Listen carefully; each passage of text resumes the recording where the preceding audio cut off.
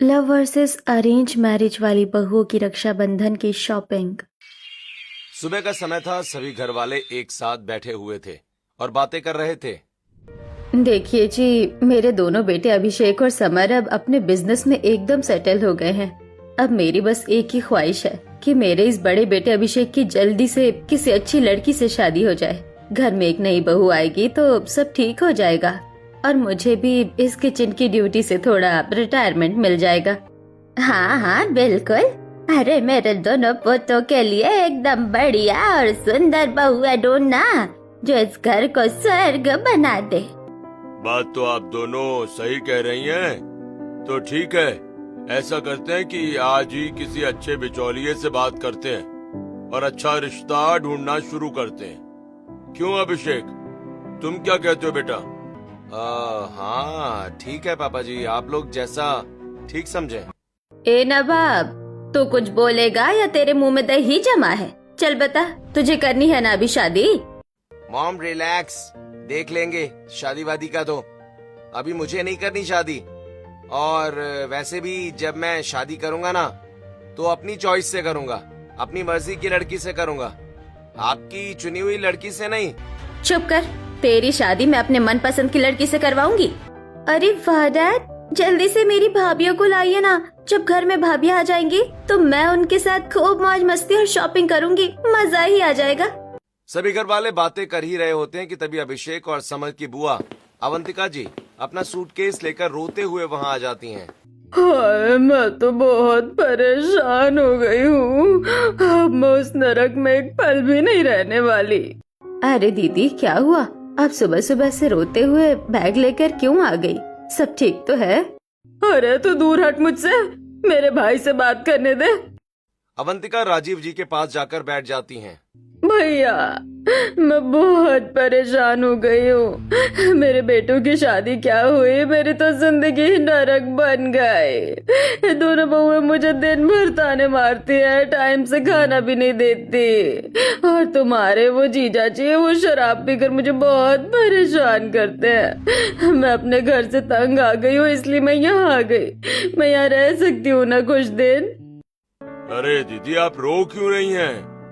इसमें पूछने और बताने वाली क्या बात है? ये तो आपका ही घर है, आपका जब तक मन करे आप यहाँ रहिए, कोई आपको कुछ नहीं कहेगा। अरे मेरे बच्चे, देखो तो मेरी बेटी को उसके ससुराल वाले कितना परेशान करते हैं। शर्म नहीं आती उन लोगों को मेरी बच्ची को परेशान करते हुए।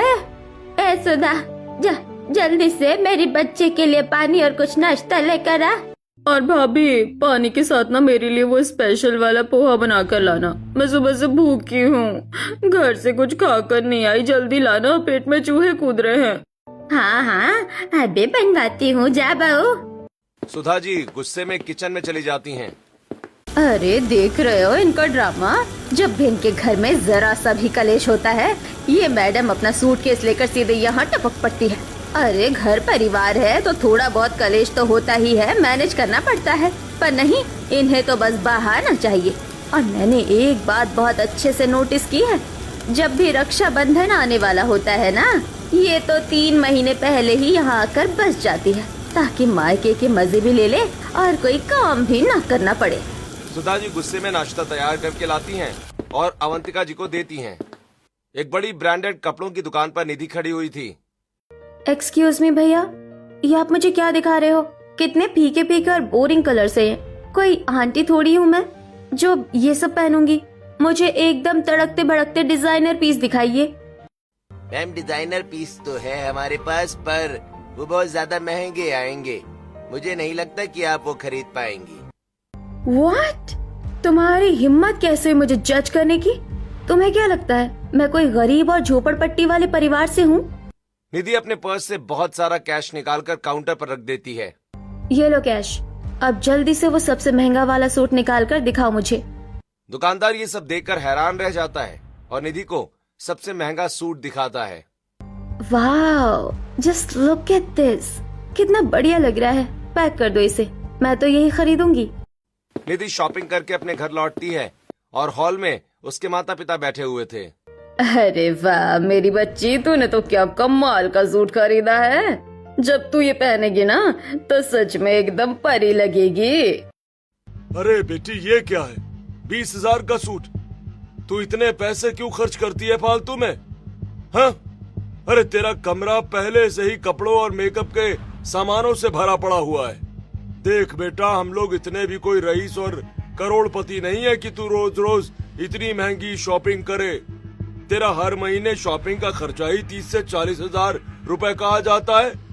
इतना पैसा कपड़ों पर कौन फूकता है? अरे आप क्यों सुबह सुबह मेरी बेटी को टोकने बैठ गए?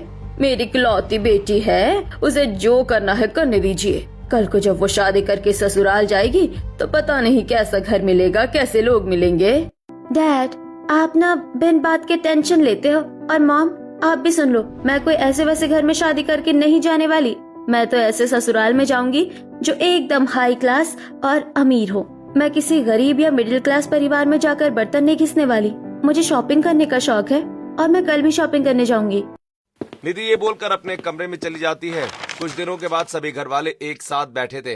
अवंतिका जी और राजीव, सभी घर वाले एक साथ बैठे हुए थे। हॉल में एक बिचौलिया भी बैठा हुआ था। देखिए राजीव जी, ये लड़की एकदम आपके खानदान के लेवल की है। जाति भी सेम है, इकलौती बेटी है और उनके पिता का शहर में बहुत बढ़िया बिजनेस है। बहुत ही अमीर और शरीफ फैमिली है। और लड़की तो आप देख ही रहे हैं, एकदम हीरोइन जैसी सुंदर और पढ़ी लिखी है। ओहो, सच में लड़की का रंग रूप तो बहुत ही बढ़िया है। एकदम गोरी चिट्टी और मॉडर्न है। अभिषेक के साथ इसकी जोड़ी एकदम मेड फॉर ईच अदर लगेगी। हाँ भाई, मुझे तो ये लड़की और ये रिश्ता बिल्कुल मंजूर है। चलो राजीव, देर किस बात की, आज इनके घर चलते हैं और इस लड़के को देखकर अपना रिश्ता पक्का कर लेते हैं। बिल्कुल, मेरे बड़े बेटे अभिषेक के लिए तो ये लड़की एकदम सही है। हम आज ही इसे देखने जाएंगे और रिश्ता पक्का करके आएंगे। पूरी फैमिली निधि को देखने के लिए जाती है।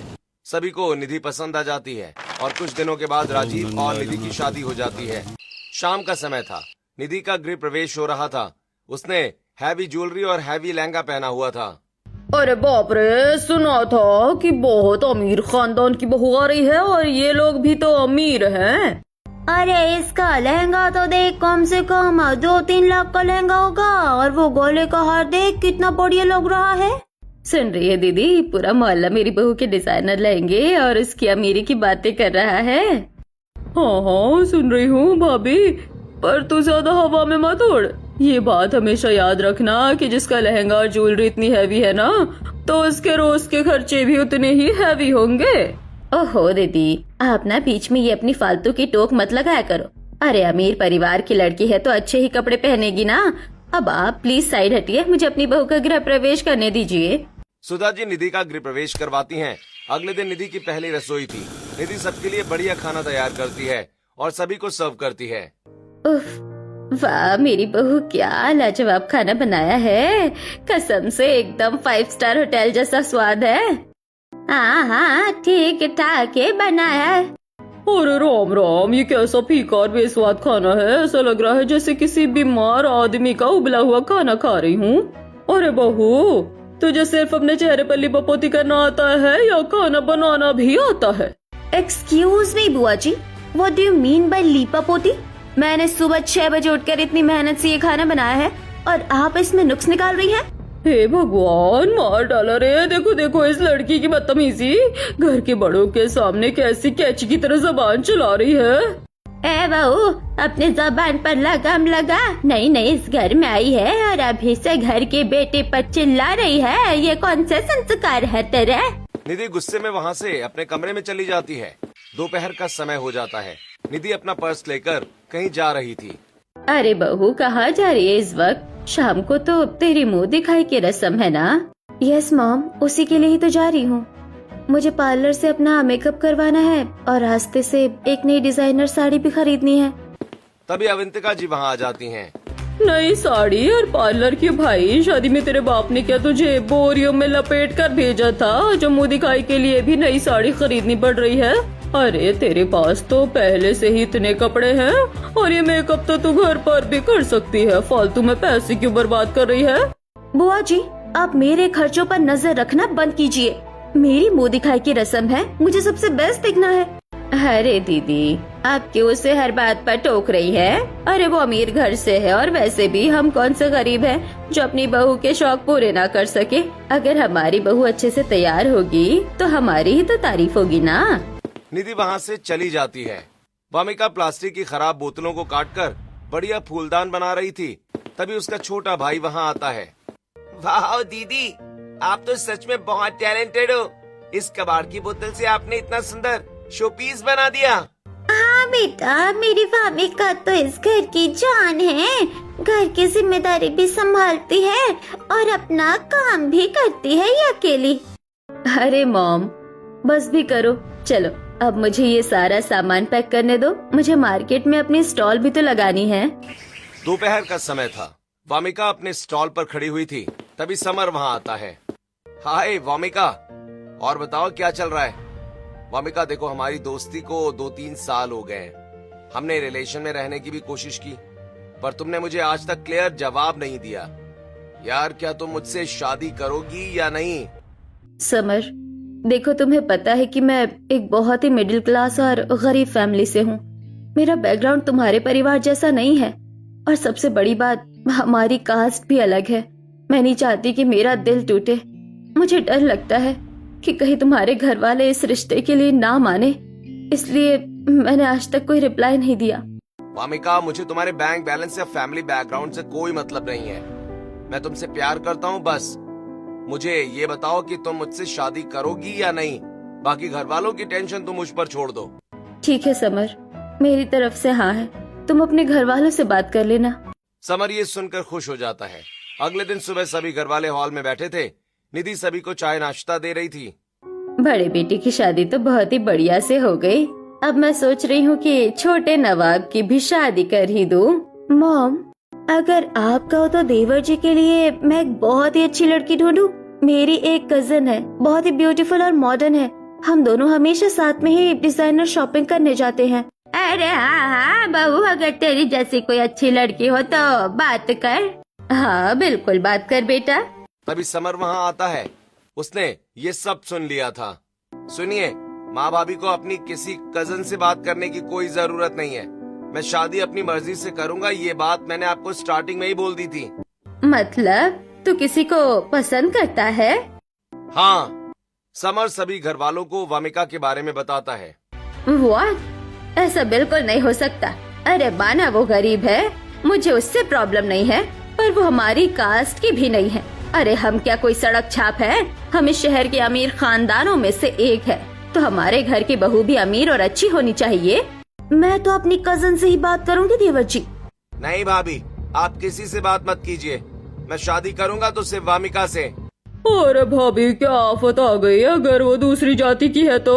अरे आजकल कौन देखता है ये जात पात और गरीबी। हमें तो बस एक अच्छी और समझदार लड़की चाहिए। दीदी एकदम सही कह रही है सुधा। अगर दीदी को लड़की सही लग रही है तो मुझे भी कोई दिक्कत नहीं है।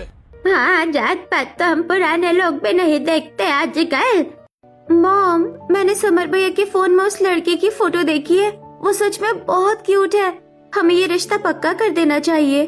तो कर लो तुम सब मिलकर पक्का, मुझसे कुछ मत पूछना।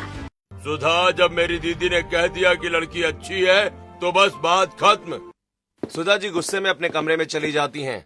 इस बुआ ने मेरा पूरा प्लान खराब कर दिया। अगर ये आज बीच में नहीं बोलती तो कल को मेरी कजन इस घर की छोटी बहू बनकर आती। निधि भी गुस्से में बड़बड़ाते हुए वहाँ से चली जाती है। अगले दिन सभी घर वाले एक साथ बैठे हुए थे। तभी वहाँ समर और वामिका आते हैं। दोनों ने शादी कर ली थी। हे भगवान, ये क्या कर दिया तूने समर? मॉम, मैंने कहा था ना कि मैं शादी सिर्फ वामिका से करूँगा। हमने कोर्ट मैरिज कर ली है।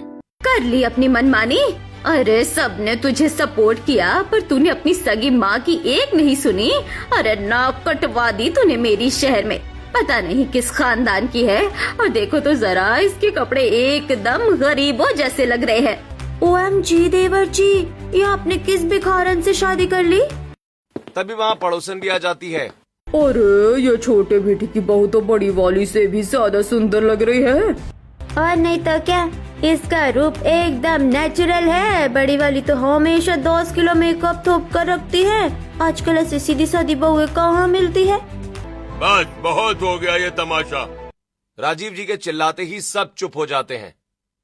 क्यों मोहल्ले वालों के सामने ड्रामा कर रही हो सुधा? अरे मेरे बेटे ने शादी की है, कोई चोरी या मर्डर नहीं किया है। अब जो हो गया सो हो गया। चुपचाप जा और अपनी बहू का गृह प्रवेश करवा। मैं नहीं कर रही किसी का गृह प्रवेश। मैं इस सड़क छाप लड़की को अपने घर की बहू बिल्कुल नहीं मानती। अरे तो मत मान, तेरे मानने ना मानने से क्या होता है, शादी तो हो गई ना।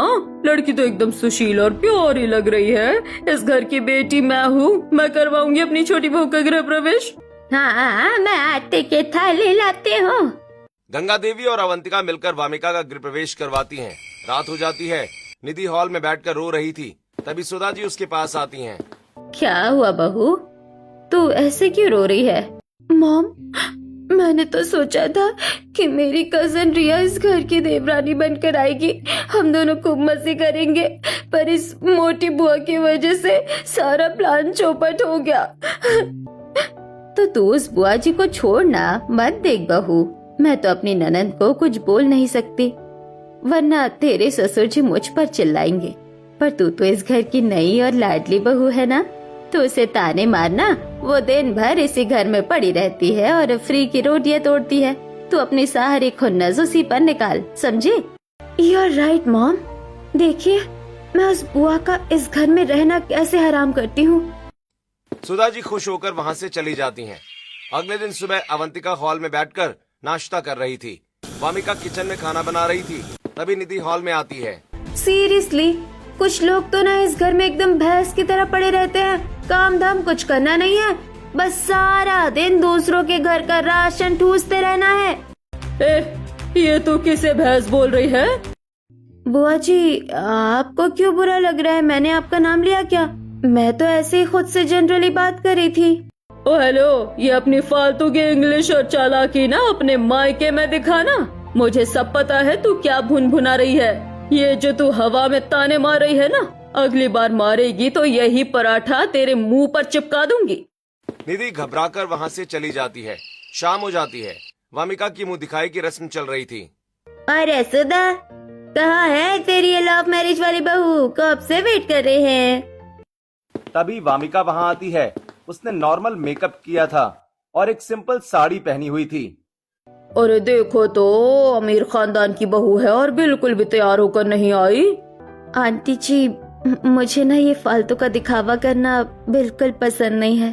और वैसे भी इंसान की इज्जत उसके कपड़ों या जेवर से नहीं, उसके नेचर से होती है। कहने को तो मेरे पास भी हैवी ज्वेलरी रखी है, पर मुझे ये सब पहनना बकवास लगता है। अरे वाह, क्या बात कही है। सभी वामिका की तारीफ करने लगते हैं। मॉम, देख रही है इसका ड्रामा? कितनी चालाकी से झूठ बोल रही है, ड्रामा कर रही है ये। रात का समय हो जाता है। निधि और अभिषेक अपने कमरे में थे। पतिदेव, मुझे आपसे एक जरूरी बात करनी है। हाँ निधि, बोलो क्या हुआ? देखिए, मुझे नहीं पता पहले क्या होता था, पर अब आप जो भी पैसे कमाते हैं, अपनी जो भी सैलरी है, वो आप मॉम को क्यों देते हैं? अब से आप अपने सारे पैसे सिर्फ मुझे दिया करेंगे। अरे निधि, मॉम थोड़ा घर का खर्च निकाल कर बाकी पैसों की बचत कर लेती हैं, इसलिए मैं उन्हें दे देता हूँ। मुझे नहीं पता, अब से आप सारी सैलरी मुझे दिया करोगे। ठीक है, तुम क्यों इतना हाइपर हो रही हो? मैं कल से सारे पैसे तुम्हें ही दे दिया करूँगा, ओके? अगली सुबह वामिका घर के काम कर रही थी और निधि हॉल में बैठी हुई थी। ए बहू, सावन के सोमवार आने वाले हैं, मैं तो जा रही हूँ बाजार अपने लिए शॉपिंग करने। कौन कौन चल रहा है मेरे साथ? अरे मैं भी चलूंगी शॉपिंग करने। वो तो मुझे पता ही था। मेरे पति के पैसे बर्बाद करने के लिए आप कैसे पीछे रह सकती हैं? कुछ कहा क्या आपने भाभी? अरे कुछ नहीं दीदी, मैं कह रही थी कि चलिए चलिए। मॉम, मैं भी चल रही हूँ आपके साथ। सासू माँ, अगर आप लोग जा रहे हैं तो मैं भी चल लेती हूँ, मुझे भी कुछ शॉपिंग करनी है। हाँ, चल ले। सुधा जी, अवंतिका, निधि और वामिका चारों शॉपिंग करने के लिए निकल जाती हैं। बाजार पहुंचकर निधि एक बड़ी दुकान पर जाती है। एक्सक्यूज मी भैया, ये क्या पुराने आउटडेटेड पीस दिखा रहे हो? मुझे ना एकदम ब्रांडेड साड़ियाँ दिखाओ। साड़ी एकदम बढ़िया होनी चाहिए। मॉम देखिएगा, जब मैं ये डिजाइनर साड़ी पहनकर पूजा थाली लेकर मंदिर में एंट्री लूंगी ना, तो पूरे मोहल्ले की औरतें जलकर राख हो जाएंगी। अरे बिल्कुल मेरी बच्ची, पहले पसंद आए वो ले, पैसों की कोई टेंशन नहीं है।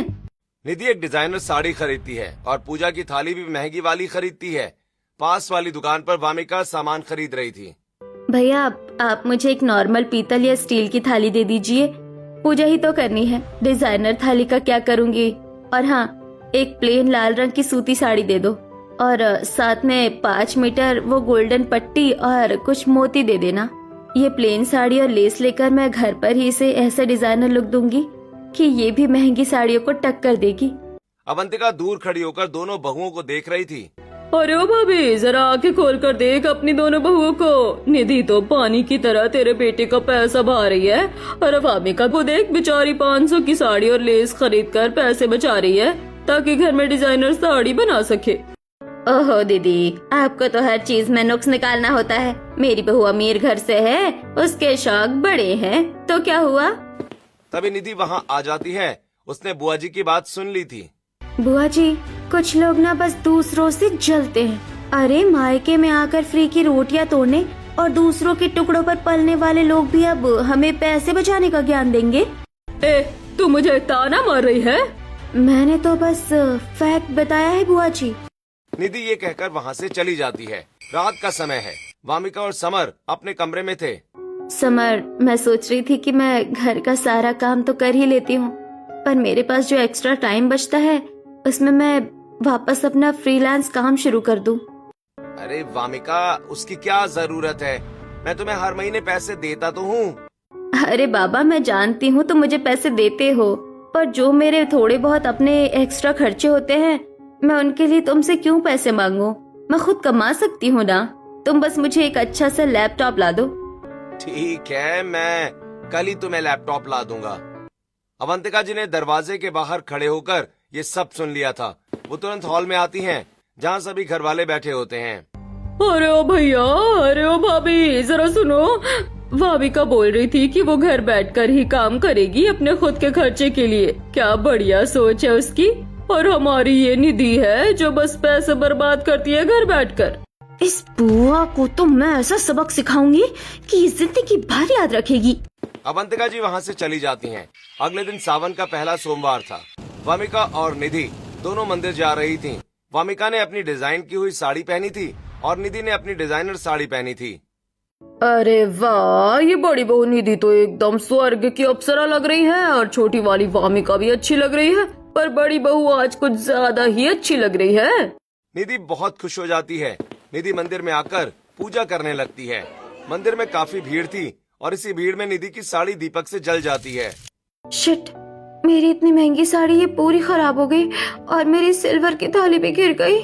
जेठानी जी, आप ठीक तो है ना? देखिए, इसीलिए मैंने अपनी साड़ी घर पर ही डिजाइन की थी। मंदिर में इतनी भीड़ भाड़ होती है, इतनी हैवी और महंगी साड़ी संभालना बहुत मुश्किल होता है। पूजा पाठ में हमेशा थोड़े सिंपल कपड़े ही पहनने चाहिए। ओह हेलो, मुझे ज्ञान देने की कोई जरूरत नहीं है। मैं कोई तुम्हारी तरह गवाह नहीं हूँ जो 500 की साड़ी पहनकर आ जाऊँ। मुझे फैशन और स्टेटस की समझ है। निधि ये बोलकर वहाँ से चली जाती है। अगले दिन दोपहर का समय था। घर में समर, राजीव कोई नहीं था। तभी सुधा जी हड़बड़ाकर निधि के पास जाती हैं। अरे बहू सुनना, मुझे अर्जेंटली कुछ कैश की जरूरत है। मुझे कुछ सामान लेना है और मेरे पर्स में कैश खत्म हो गया है। तेरे पास तो कैश होगा ना? तू दे दे मुझे। ओहो मॉम, मेरे पास कैश कहाँ है? मेरे पास बिल्कुल भी कैश नहीं है।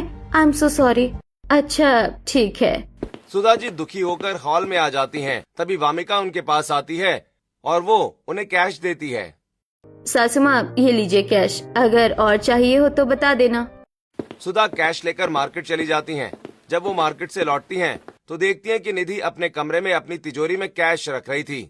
हे भगवान, इसके पास तो इतना सारा कैश रखा है, फिर इसने मुझसे झूठ क्यों बोला कि इसे अपनी सास को पैसे देने में मौत आ रही थी? अगले दिन सुधा दोनों बहुओं को अपने पास बुलाती हैं। ए बहुओं, कुछ दिनों बाद रक्षाबंधन है। तुम दोनों शॉपिंग करने जा रही हो ना, तो मैं भी चलूंगी तुम्हारे साथ। मुझे भी तो देखना है कि तुम लोग क्या क्या खरीद रही हो। मॉम, आप क्यों परेशान होंगी? मैं अकेले शॉपिंग कर लूंगी, आप आराम कीजिए। सासू माँ, अगर आपको चलना है तो आप चल सकती है, मुझे कोई दिक्कत नहीं है। ठीक है, आओ तुम दोनों। निधि शॉपिंग करने के लिए जाने लगती है। वामिका भी जाने लगती है कि तभी अवंतिका वहाँ आ जाती हैं। अरे मेरी बहू अकेली कहाँ जा रही है? चल मैं भी चल रही हूँ तेरे साथ। मुझे भी तो देखना है कि तू अपने बाप भाई के लिए क्या खरीदती है। बुआ जी आप क्यों मेरे पीछे पड़ गई है? निधि के साथ अवंतिका भी शॉपिंग के लिए चली जाती हैं और वामिका अकेले ही शॉपिंग के लिए चली जाती है। भैया मुझे अपने भाई के लिए एकदम प्योर गोल्ड की राखी दिखाइए और मेरे लिए एक डिजाइनर नेकलेस भी। ओहो, अपने भाई के लिए तो सोने की राखी खरीदी जा रही है और खुद के लिए डिजाइनर सेट। वाह, अच्छा ये बता, मेरी बेटी भी आ रही है रक्षाबंधन पर और तेरी ननंद सिमरन भी तो अभिषेक को राखी बांधेगी, तो तूने उन दोनों के लिए क्या खरीदा है? हाँ हाँ ले लूंगी उनके लिए भी कुछ। निधि अपना सामान खरीदकर एक नॉर्मल दुकान पर पहुंचती है। भैया वो जो 500-600 वाली कुर्तियों की सेल लगी है ना, उसमें से कोई भी 2 रंग की कुर्तियां पैक कर दो, एक ननंद के लिए और एक इनकी बेटी के लिए। ये क्या है? अपने भाई के लिए सोने की राखी और हमारी बेटियों के लिए ये सड़क छाप के कपड़े? शर्म नहीं आती तुझे? एक्सक्यूज मी बुआ जी, ये कपड़े बहुत अच्छे हैं, आप मुझे मत सिखाइए कि मुझे क्या खरीदना है और क्या नहीं, और आप जाइए यहाँ से, मेरा दिमाग मत खराब कीजिए। निधि बुआ जी को बेइज्जत करके वहाँ से भगा देती है। अवंतिका बुआ गुस्से में बड़बड़ाते हुए वहाँ से चली जाती हैं। तभी रास्ते में उन्हें वामिका मिल जाती है। अरे वामिका बेटा, तूने क्या क्या खरीदा? जरा दिखा तो अपनी इस बुआ सास को। हाँ बुआ जी देखिए ना, मैंने अपने भाई के लिए ये बहुत ही सुंदर सी चांदी की राखी ली है और अपने लिए एक डिजाइनर साड़ी, और बुआ जी ये देखिए सिमरन के लिए मैंने ये गोल्ड का नेकलेस बनवाया है। जब वो समर को राखी बांधेंगी ना तो मैं उसे ये सरप्राइज दूंगी। और हाँ, मैंने आपकी बेटी के लिए भी ये खूबसूरत सा डिजाइनर सूट और प्यारे से झुमके लिए हैं। अरे वाह मेरी बच्ची, ये तो बहुत ही सुंदर है। तूने तो दिल जीत लिया मेरा। कुछ देर के बाद निधि, वामिका, अवंतिका वापस घर आ जाती हैं। निधि सुधा जी को अपनी शॉपिंग का सामान दिखा रही थी। अरे भाभी जरा आंखें खोल कर देखो कि असली खजाना कौन लाया है। ये देखो, ये तुम्हारी अमीर बहू अपने भाई के लिए तो सोने की राखी लाई है, पर तुम्हारी बेटी के लिए और मेरी बेटी के लिए सड़क छाप कुर्तियाँ लाई है। और अब इसे देखो, इस वामिका ने अपने भाई के लिए तो सिर्फ चांदी की राखी ली, पर अपनी ननंद के लिए सोने का नेकलेस और मेरी बेटी के लिए डिजाइनर सूट और झुमके लाई है। अब बताओ भाभी, किस बहू की शॉपिंग अच्छी है? निधि ये क्या किया तूने? मेरी बेटी के लिए ये पोछे जैसे कपड़े क्यों खरीदे? मॉम प्लीज, मेरी मर्जी, मेरे पति के पैसे हैं, मैं कुछ भी खरीदूं। और वैसे भी मैं अपनी ननंद और बुआ की बेटी के लिए हैवी डिजाइनर कपड़े क्यों खरीदूं? मैं तो अपने भाई बहन के लिए ही बेस्ट चीजें खरीदूंगी ना। बस कर महारानी, यशोदा सुन रही है तू अपनी लाडली बहू की बातें? मैं तो बहुत दिनों से नोट कर रही हूँ, ये तेरे बड़े बेटे के सारे पैसे शॉपिंग में उड़ा देती है। कल ही अभिषेक इससे पैसे मांग रहा था और ये कह रही थी मेरे पास कुछ नहीं है। और सुन सुधा, तू जो दिन रात ये जाति पाती और अमीरी गरीबी का रोना रोती है ना, जरा आंखें खोल कर देख, ये लव मैरिज वाली बहू जिसे तू सड़क छाप बोलती है, ये खुद पैसे कमाती भी है और बचत भी करती है। इसने अपने भाई के लिए भले ही सोने की राखी ना ली हो, पर इस घर की बेटियों के लिए इसने अपना दिल खोल कर रख दिया। अरे जो ससुराल वालों को अपना समझे वही तो असली बहू होती है। शर्म नहीं आई तुझे निधि? अरे अपने सगे भाई के लिए तो तूने सोने की राखी बनवाई और मेरी बेटी और दीदी की बेटी के लिए 500-500 रुपए के सड़क छाप कपड़े लिए। मॉम वो मेरा मतलब वो नहीं था। शट अप, मुझे कोई बकवास नहीं सुननी। आज मेरी आंखें खुल गई है कि तू सिर्फ पैसों से अमीर है, पर तेरी सोच एकदम चीप है। वामिका बेटा, मुझे माफ कर दे, मैं सच में अंधी हो गई थी। मैं तुझे कितना उल्टा सीधा सुनाती थी, पर आज तूने मेरा दिल जीत लिया। तूने साबित कर दिया कि असली बहू वो है जो ससुराल वालों को अपना परिवार माने। तू सच में मेरे घर की लक्ष्मी है। शोर शराबा सुनकर बाकी घर वाले भी वहाँ पहुँच जाते हैं। अरे क्या हो रहा है भाई? ये सब इतना शोर क्यों मच रहा है घर में? अरे भैया, तू अपनी अरेंज मैरिज वाली महारानी बहू से पूछ कि ये क्या क्या गुल खिला रही है। अरे पूरे घर का पैसा शॉपिंग में उड़ा रही है और जब मैं इसे रोकती हूँ तो मुझे छुप छुप कर ताने मारती है। What? निधि, तुम्हारी हिम्मत कैसे हुई बुआ जी से ऐसे बात करने की? ओ हेलो, आप सब मुझ पर क्यों चढ़ रहे हैं? अभिषेक, मैंने अपनी मर्जी से बुआ जी को ताने नहीं मारे। ये सासू माई मेरे कमरे में आई थी, इन्होंने ही मुझसे कहा कि बुआ ने छोटे बेटे के लव मैरिज को सपोर्ट किया है, इसलिए तू उन्हें ताने मारना, अपनी सारी खुन्नस बुआ पर निकाल देना। डैड, इन्होंने ही मुझे भड़काया था, वरना मुझे क्या शौक है बुआ जी से लड़ने का। क्या भाभी ये सच कह रही है? तुमने इसे पट्टी पढ़ाई थी मेरे खिलाफ? सुधा, ये क्या घटिया हरकत है तुम्हारी? अरे अरे नहीं दीदी, मैं तो बस ऐसे ही मजाक में बोल रही थी। बस भाभी, मुझे सब समझ आ गया। तुम्हें मेरा इस घर में रहना चुभ रहा है ना? तुम्हें लगता है मैं बोझ हूँ? तो ठीक है भैया, मैं भी अपना बैग पैक करती हूँ और निकल जाती हूँ यहाँ से। अरे नहीं दीदी, आप कहीं नहीं जाएंगी। तभी निधि जोर जोर से रोने लगती है। जेठानी जी प्लीज रोना बंद कीजिए, जो हुआ सो हुआ। आई एम सॉरी वामिका, मैंने तुम्हारे साथ कितना बुरा बर्ताव किया, तुम्हें नीचा दिखाने की कोशिश की। अरे चिल जेठानी जी, हम परिवार है, और रही बात शॉपिंग की तो हम दोनों मिलकर शॉपिंग किया करेंगे ना, पर लिमिट में रहकर, फालतू का दिखावा नहीं करेंगे। सुनिए, जन्माष्टमी आ रही है ना, इस बार हम लोग बाहर से डिजाइनर झूला नहीं लाएंगे, हम दोनों देवरानी जेठानी मिलकर घर पर ही अपने हाथों से कान्हा जी का झूला बनाएंगे। मैं तुम्हें अपनी दुश्मन समझती थी, पर तुम तो सच में मेरी सगी बहन से भी बढ़कर हो। You are the best. Nidhi और वामिका एक दूसरे के गले लग जाती हैं। तभी वहाँ अवंतिका जी के बेटे और बहू आते हैं और रोने लगते हैं। मम्मी जी प्लीज मुझे माफ कर दीजिए, आपके जाने के बाद पूरे घर में जैसे सन्नाटा छा गया है, ना कोई डांटने वाला है, ना ताने मारने वाला, और ना ही प्यार से स्पेशल पोहा मांगने वाला। माँ जी, जो हुआ उसे भूल जाइए और आप वापस घर चलिए। देखा भाभी, आखिर मेरी याद आ ही गई इन लोगों को। मैं तो पहले कहती थी कि मेरे बिना इनका घर नहीं चल सकता। अवंतिका जी अपने बेटे बहू के साथ अपने घर चली जाती हैं। सभी घर वाले खुश हो जाते हैं और सब कुछ ठीक हो जाता है। दोस्तों, आपको ये वीडियो कैसी लगी कमेंट करके जरूर बताएं और वीडियो को लाइक जरूर करें।